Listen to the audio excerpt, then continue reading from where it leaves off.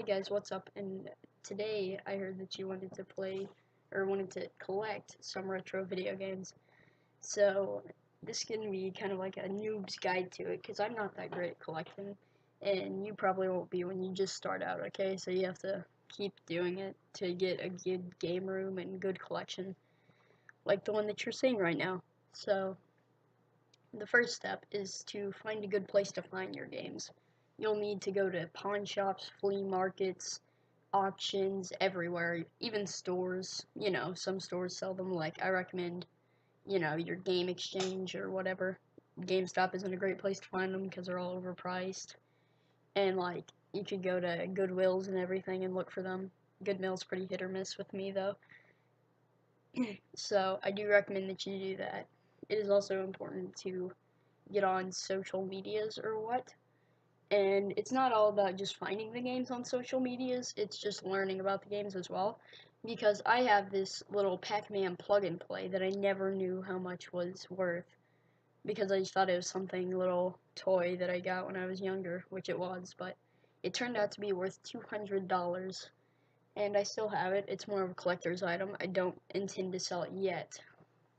And also, it's important to buy in bulk, which means to buy a big lot of things and sell off all the excess that you don't need.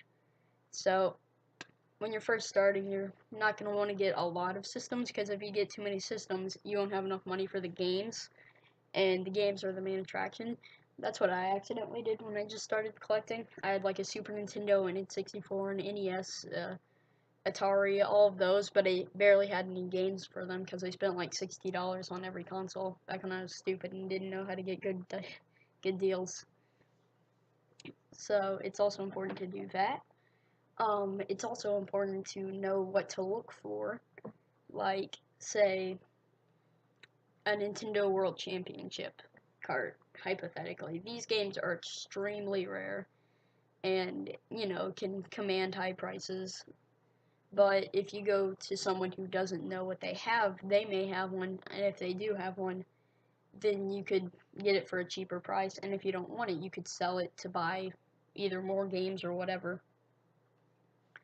So, there are lots of more games, and I recommend that you just look them up on your own and learn it, know all the rare games, so you don't just walk over something like a Little Samson and think it's nothing.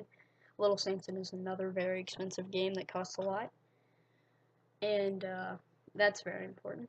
You also, this is kind of unrelated, but you also should get a curved screen TV, or at least an old CRT one, to play older games, but, I mean, kind of getting off track of collecting, more about playing now.